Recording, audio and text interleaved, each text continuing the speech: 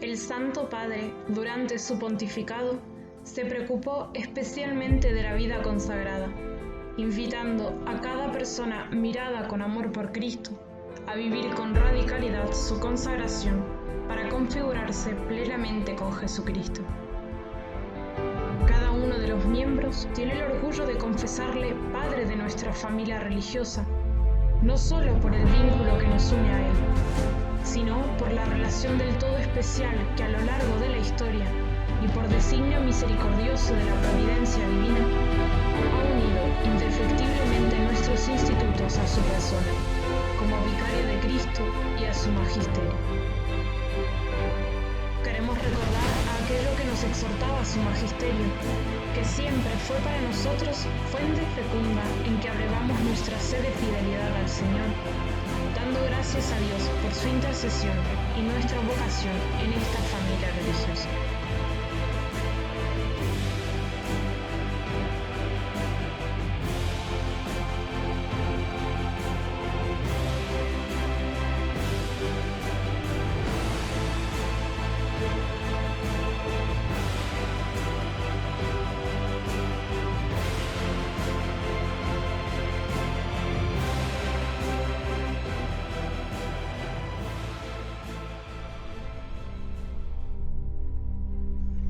Dirigiéndose a las religiosas en París decía: la vida religiosa es un don divino que la Iglesia recibió de su Señor y que con su gracia conserva siempre. En pocas palabras, la vida religiosa es un legado, una realidad vivida en la Iglesia desde hace siglos por una multitud de hombres y mujeres.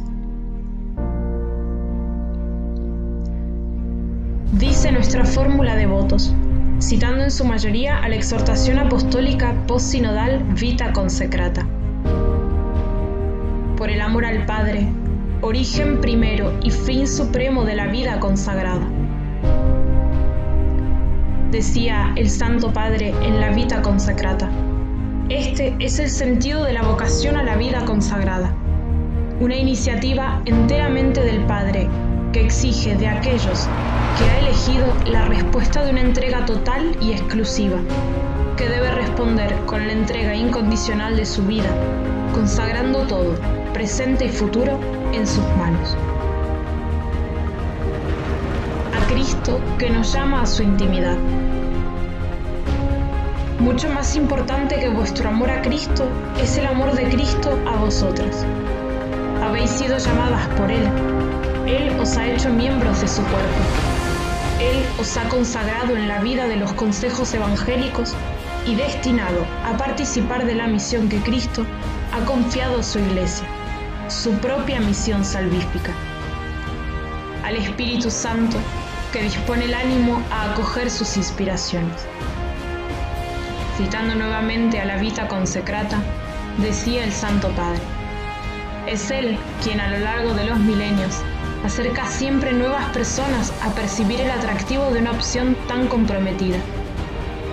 Es Él quien forma y plasma el ánimo de los llamados, configurándolos a Cristo, casto, pobre y obediente, y moviéndolos a coger como propia su misión. Dejándose guiar por el Espíritu en un incesante camino de purificación, llegan a ser, día tras día, personas cristiformes, prolongación en la historia de una especial presencia del Señor resucitado. Yo, libremente, hago a Dios oblación de todo mi ser. Juan Pablo II decía en Lourdes: a través del regalo de tu vida a Cristo, como al novio, muestras que el Señor merece ser amado por sí mismo, que el reino de Dios según Jesús, con su aparente locura, merece dedicar su vida a Él, que las realidades de la vida futura existen tan incesantemente que primero quieren probar su sabor con su vida.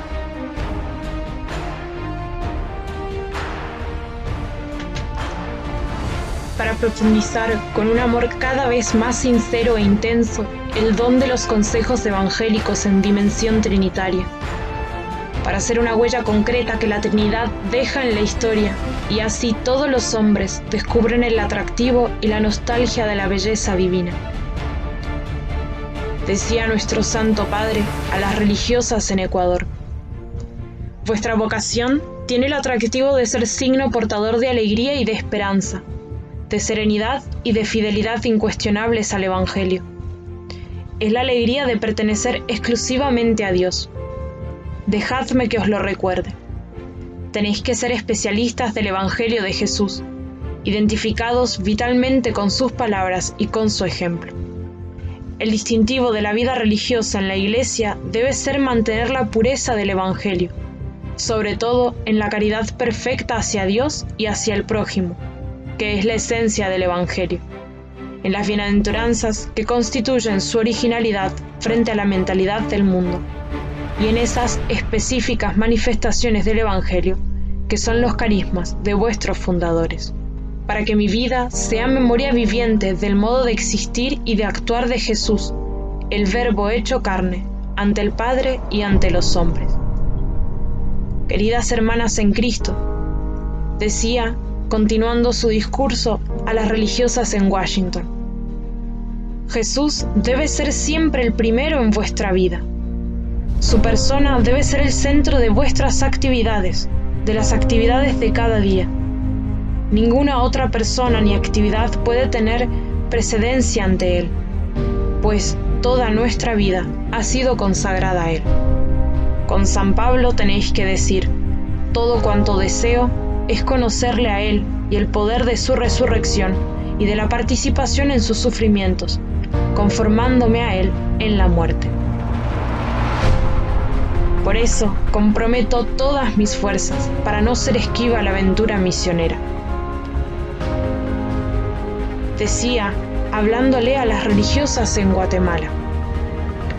¿No son también estos los designios que Dios mismo proyecta sobre vosotras, queridas religiosas? Si de veras queréis servir de ayuda a los hermanos, en primer lugar a los más necesitados, habéis de plasmar a diario vuestras vidas como una donación personal a Cristo, que en la Eucaristía sigue inmolándose, asociándoos a la vez a su obra redentora.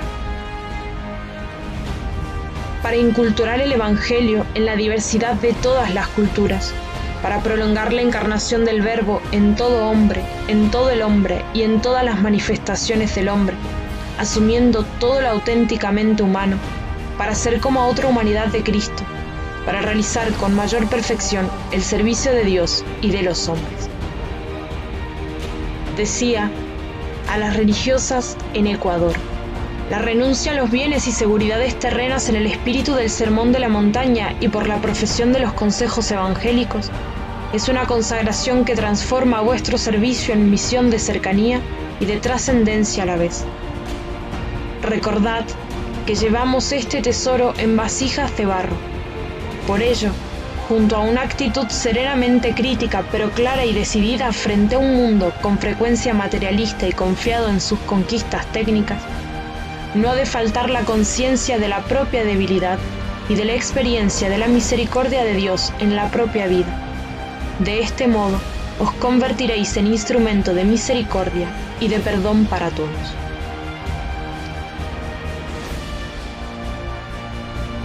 Por eso, delante de Dios nuestro Señor y de todos sus santos, hago voto de vivir casta por el reino de los cielos. Nuestro Santo Padre, reflexionando sobre esto, decía, la castidad religiosas, hermanas mías, es querer ser de verdad como Cristo. Todas las razones que se pueden arguir se desvanecen ante esta razón esencial. Jesús era casto. Era una epifanía de la universalidad de su oblación redentora. Pobre, manifestando que Dios es la única riqueza verdadera del hombre. Contemplándole con frecuencia y largamente en su vida radicalmente pobre y tratando con asiduidad a los humildes y a los pobres que son también su rostro, llegaréis a ser capaces de dar cuanto sois y tenéis. La Iglesia necesita ser como arrastrada por vuestro testimonio.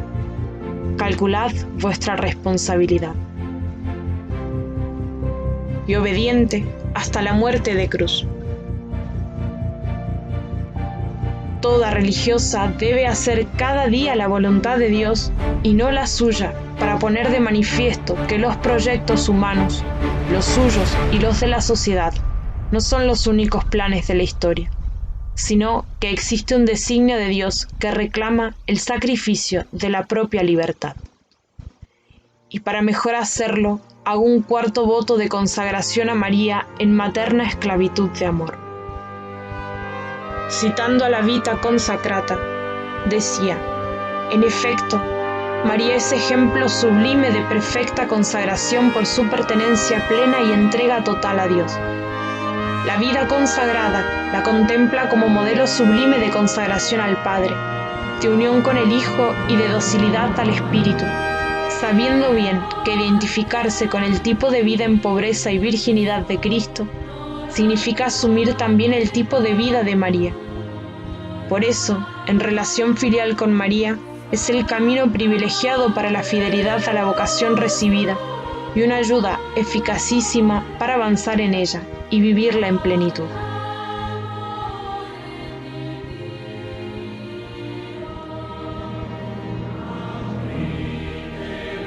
Decía en su visita a Siena: en el nombre de Cristo, de quien soy humilde vicario y servidor, os invito a tener siempre presente la edificación de la Iglesia como obra de actualidad permanente, a la que vosotros, como personas consagradas, estáis invitados, estáis llamados a colaborar por un título totalmente especial.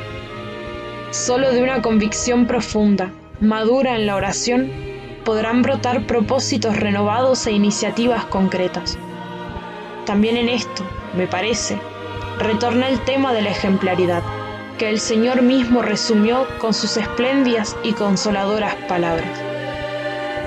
Así ha de lucir vuestra luz ante los hombres, para que, viendo vuestras buenas obras, glorifiquen a vuestro Padre que está en los cielos. Que su ejemplo y exhortaciones nos lleven a vivir en plenitud nuestra consagración y la fidelidad a nuestro carisma.